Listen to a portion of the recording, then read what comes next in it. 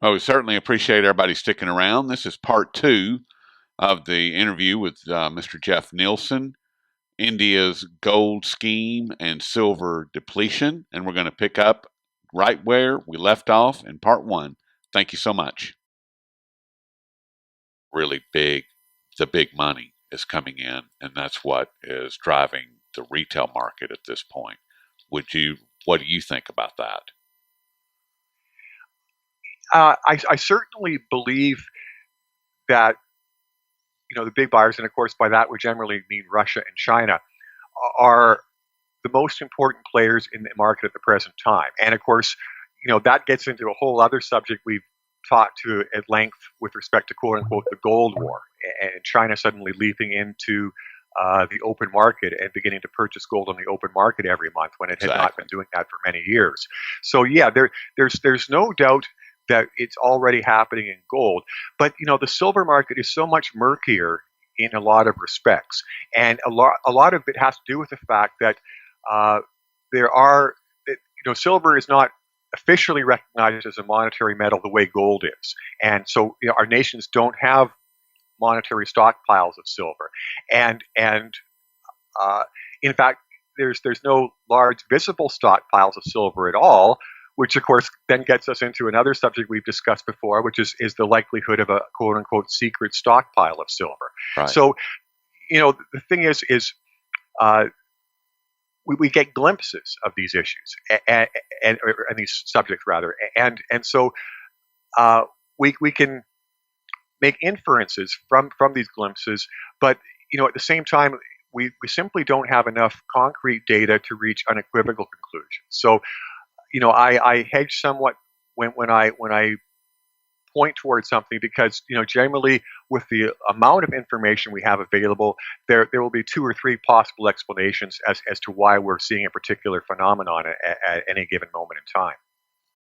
We're going to see the retail market seize up, and it's going to, just like it did, just like the U.S. Mint, the Canadian Royal Mint, the British Royal Mint, all of these massive government mints that produce by far the most um, demanded coins. They're the most coveted coins, silver coins in the world. All three of them either A, ran out, B, went to ration sales. They'll call it allocated, which is just a nice way of saying rationed, or B, or C, a combination of those two, which is exactly where we're at right now, right? I mean, according to your article, the Royal Canadian Mint is still rationing sales.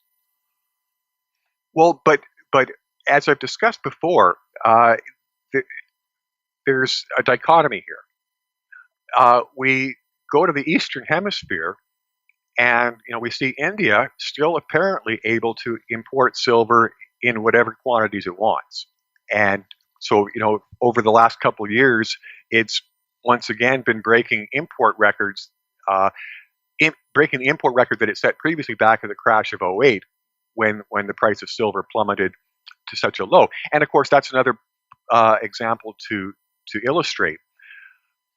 We couldn't get silver during the crash of '08. Over in India, they were importing silver in record quantities. So this is the whole point here: is that yes, silver is being rationed in the West, but the rationing doesn't necessarily indicate a extremely critical shortage. It simply indicates that they're able to ration silver in the West, and the sheeple here uh, pay so little heed to what that represents that they don't complain about it. The U.S. Mint, of course, is required by statute to keep the U.S. market fully supplied at all times, but it just breaks the law whenever it feels like it and announces it's going to take a 2-week holiday on sending out any more product. Exactly. And they're able to get away with this. So if we were seeing any sort of constriction of supply in the Eastern world, then I would immediately be saying, yes, some sort of default event is very imminent. But we're not seeing that. At least we haven't seen any firm indications of that. At this point in time, it still seems to be an open tap in terms of the flow going to the Eastern world, and it's only in the Western world where the tap gets turned down to just allowing a trickle to flow through. So, uh, this is certainly rationing, but it's not necessarily rationing because they're down to their last bar of silver. It could simply be a matter of, well, gee, at this rate, we're only going to be able to keep going for another 5 more years, so let's tighten the supply in the West. So, this is the whole thing. As long as we continue to see this strange dichotomy where somehow the Eastern world can get as much bullion as it wants, and, there's shortages in the West, that's still an ambiguous picture. That's going to be a very difficult task to manage. I would think. I would think that would be, unless, like you said, the people in the West they just accept whatever comes down the pike, and it's like, oh well, the mint shut down again for 8 weeks. Well, that's exactly what happened in the crash of '08. We were just told you can't. There's no silver. There's no silver in the West. In the East, there's record quantities, flowing onto the shelves, and of course, flowing off the shelves as Indians snap it up. In the West, there's no silver. So, we've been through this once already, and of course, the point but is is, that going to stand though if it happens again? I mean, is there? I personally believe that the Western retail market has grown substantially since 2008. Since that crash has happened, and I would think that that it would be a much more vocal outcry, or a much more vocal crowd, I should say. Well, the market uh, grew immensely right after the crash of '08 when we had our big rally in the precious metal sector. But of course, in the Western world, where quote unquote investors are nothing but momentum chasing idiots that look for the highest prices and then pile in to that market, all they had to do to kill Western demand was to clamp down on the prices. Because the idea of value investing, buying low and selling high, that concept has totally disappeared from the Western world. So, of course, in the East, where people are still sane, if you stomp down on the price of gold and silver, they call that a sale and they buy more. And in the West, they stomp down on the price of gold and silver, and the sheep will say, "Oh, well, gee, this must mean that nobody wants or likes it, so we're not going to buy it." When we're dealing with that sort of mentality, it becomes much easier to play these games. And of course, throw in the fact that when the next crash comes, just as in the crash of '08, people will be in a panic and not able to think clearly. And and then of course, like I say, we have been programmed relentlessly to be serfs, people who simply listen to what we're told and do what we're told. So, this is the audience that's going to be receiving these lies when the next crash comes around. Totally pliant serfs who will believe anything and meekly accept anything they're told. We need no more evidence for that than how we've sat back meekly and allowed our constitutional rights to be taken away from us and all of these fascist laws imposed upon us in our so-called free societies. So, this is the point. The Western serfs have given no indication at all of ever finding any backbone to stand up to these fascists. And so as long as that's the case, they're going to continue to inflict their will upon us in whatever manner they choose. Well, I can't argue with that. I mean, unfortunately, it seems like that you're probably 100% right there, Jeff, because the handful that will stand up and try to make some changes will be squashed immediately, or at least their voice will. I don't know. I mean, I still hold out hope that once the stock market crashes, which is being set up for. I just interviewed David Haggith over at the Great Recession blog, and on December the 16th, 2015, when Janet Yellen raised interest rates, that was the trigger, in his opinion, and I tend to agree that that was the trigger that's going to send us into a crash. And it may take, it's going to take a little while. And then you combine that with that criminal Richard Fisher out of the Dallas Fed, saying, yes, we did this. And, smiling the whole time, saying that, yes, we set the market up. We front loaded the market, and now there's going to be a quote digestive period where it's going to have to correct. And however long they manage that down, or how they manage it down, is what we're in for right now. Well, I've actually been even more explicit than that with my own writing. I didn't call the Fed's rate hike, a little nudge. I called it a torpedo. It's much more than a trigger. It was, and of course, the reason that the trigger falls short in terms of labeling what's happened is simply because of the overwhelming evidence that the U.S. economy had already taken a nosedive just before the Fed uh, finally honored its 7-year promise and raised interest rates. And that sort of timing goes beyond suspicious. It's Exactly. conclusive. It is conclusive. So there's no doubt about this. And of course, going back further than that, it was in the fall of 2014 that I stated equivocally, next crash in 2016. That's the script. It took me that long to come up with this because I never thought we could make it all the way to 2016. But once we'd gotten to that point in time, it was very clear. This is the script. Another 8-year bubble and crash cycle.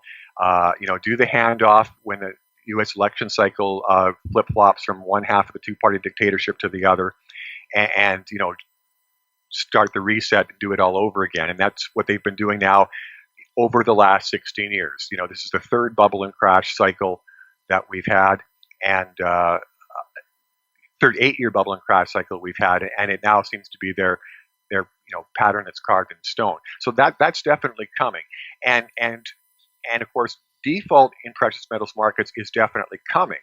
The problem is, unlike the crash in the stock market, which we know is coming very soon, we simply don't have any means of pinpointing the default date in precious metals markets. But like I say, it doesn't necessarily have to be a default event.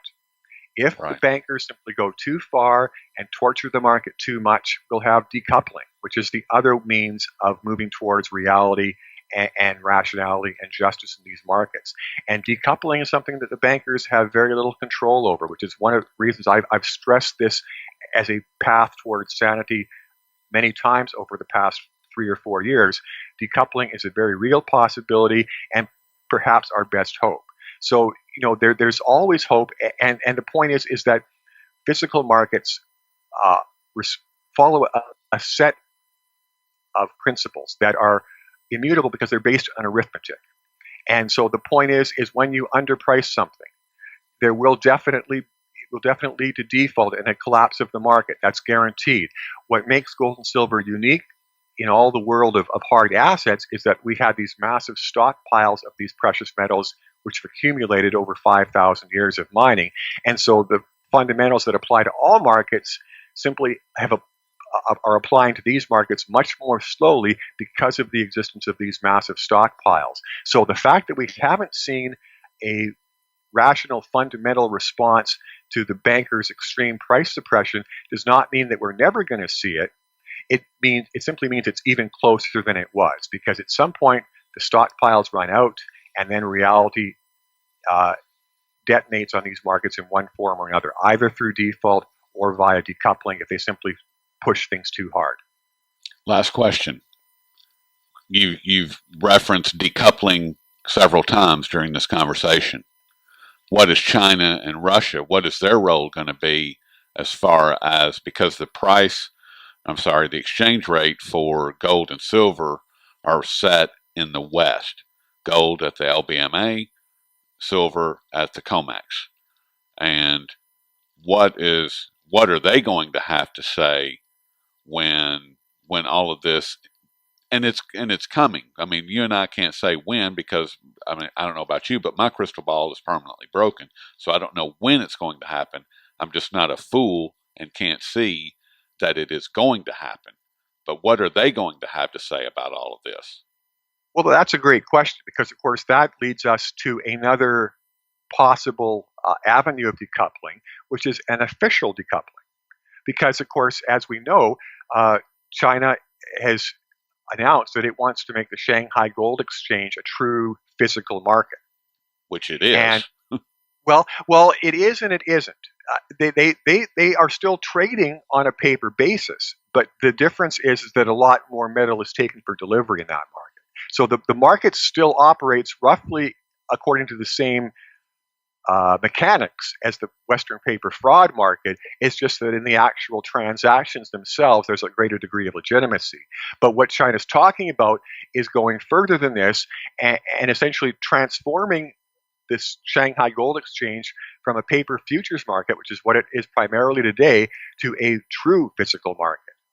People simply buying and selling gold, not trading paper certificates that are supposed to represent gold. And so this is what they're claiming that they're going to be bringing to the Shanghai Gold Exchange.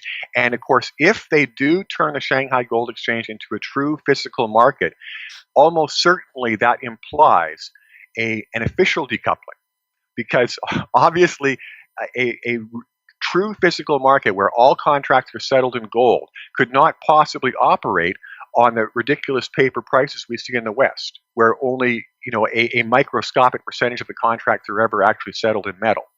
So this is definitely another possibility, another possible avenue of decoupling that Russia and China may at some point overtly and directly choose to make a move in this respect. Yeah, I mean, because Russia, they have their own market as well.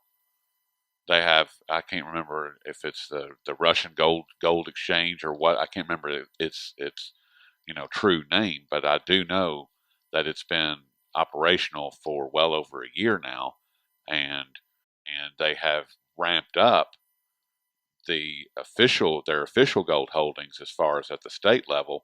But they also have, once again, they have a gold market similar to the Shanghai Gold Exchange.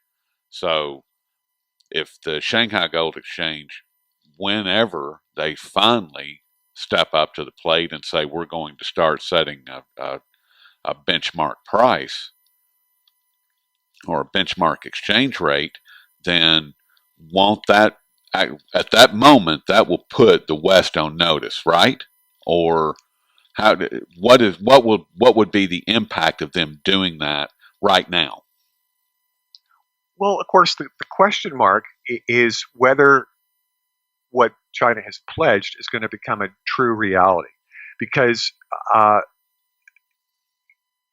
true physical gold exchange, an internationalized physical gold exchange, would be such a dramatic change from what we have currently that it's impossible for me to not look at the proposal with a little bit of skepticism.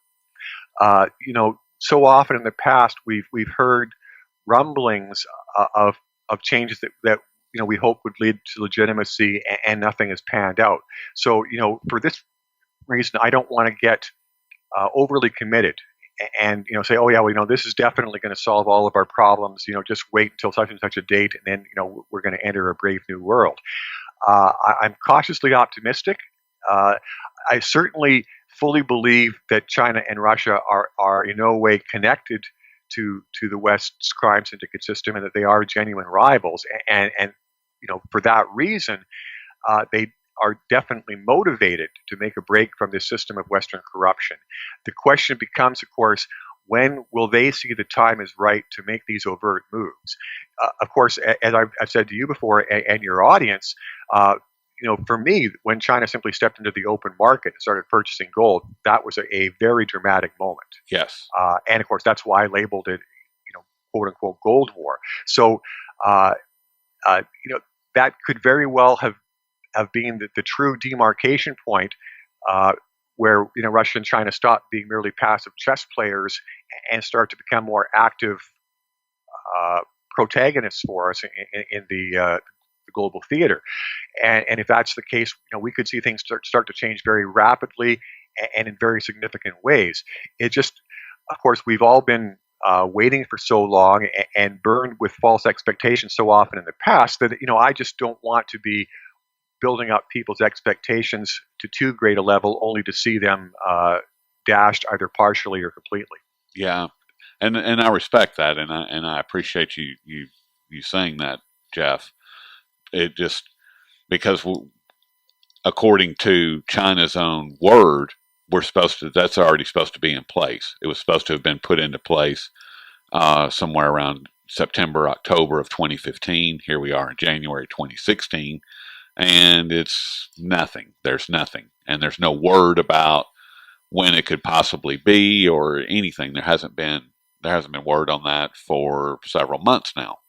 So, like I said, I do respect what you've just said as far as not wanting to build up false hope, which is we've had plenty of that.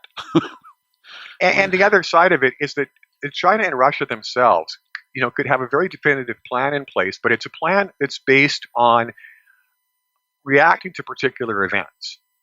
We know that there is some major crisis coming. It's going to begin with crashing our markets, but almost certainly there's going to be some other quote unquote big surprise added to it to create additional panic and uncertainty and confusion and allow the bankers to hide their crimes. Because of course, this is the whole reason for creating such panics is they are even more ripe opportunities for this crime syndicate to engage in their financial raping and pillaging. So, China and Russia, of course, are fully aware that the Western crime syndicate is setting us up for another crisis period in the very near future. And it may be that their own big moves are designed already in advance to be responses to that. And so once the actual crash is fully detonated and we see these markets start to plummet straight down, that may be the point in time when Russia and China step forward and assert much more of a leadership role. And so there's a lot to be said for that sort of thinking, because if there is a time when we would need other nations to step forward and show some leadership and present us with a different paradigm option, it's going to be after this next crash and next crisis is triggered. I continue to hope that something changes and shifts the paradigm towards the people and away from these criminals, because I'm sick of them. I really am. I am so over it. I can't even begin to tell you.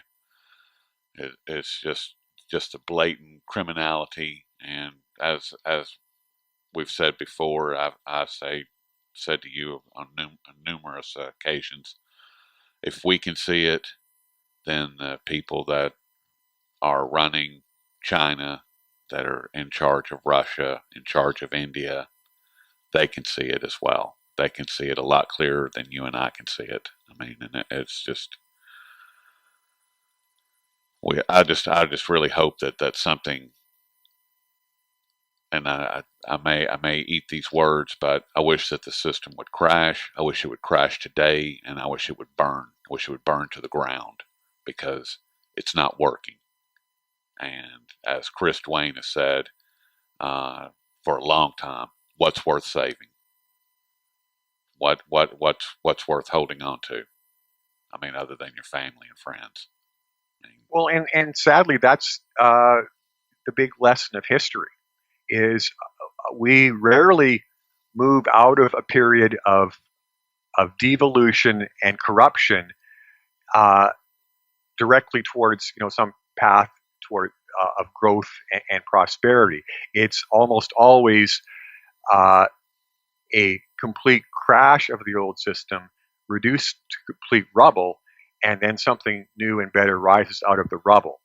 And the problem being is that until the system of corruption is reduced to rubble, the levers of control aren't shattered, and thus the possibility of something better emerging is very slim. And so, that's of course why we, hear people such as yourself, moderate, rational people, to saying, let's see the system crash, because the only thing that's going to shatter the levers of control is to reduce the system to rubble. And I continue to hold out hope that in the 21st century, we might have reached a greater level of sophistication that we can actually move from corruption to legitimacy without going all the way to rubble. But of course, it's a slim hope. So we do what we do, trying to create the critical mass of awareness, hoping to avoid the collapse to rubble. We fear, of course, that's inevitable, and that's the way we have to proceed. So Yes, that's the world we have, and there's no point in sugarcoating it or pretending it doesn't exist. We simply have to deal with the realities, protect ourselves as individuals, and of course, unite as people. Divide and conquer is the banker's motto. United we stand, divided we fall. exactly. Well, and that's a great ending point right there, Jeff. United we stand, divided we fall. We've got to take care of one another, and we've got to take care of our family and get prepared. I mean, it's what's happening right now. If you don't see the cracks in the system, if you don't see them that are expanding on a daily basis, then you need to open your eyes a little further because they're very, very clear, in my opinion. They're clear for all to see. So, we've been speaking with Jeff Nielson from Bullion Bulls Canada. Jeff, tell everybody how they can get a hold of you. Well, of course, my own site, bullionbullscanada.com, has been around for about 7 years now, and I publish more than 1,100 commentaries. And we also have a very large and active community and forum, so people are welcome to come to the site and sign up. It's a free site. As you've also mentioned, I'm a contributing writer to Sprott Money, and I regularly send them my commentaries as well, which they publish, and they're also spread around at places, of course, like the Daily Coin and STT Report and Zero Hedge. And of course, other sites pick me up as well. So people can see my work at various places, but naturally, I would prefer they come to my site and see it directly from the source. Go to the source. You do have a great forum there with that's very active and it's pretty awesome. It's very lot of really good people hanging out there. So go join them. And Jeff, I certainly appreciate all your time, and I look forward to speaking with you in the not too distant future. It's always great to chat, and I'll be happy to come back anytime. All right, thank you so much. Take care.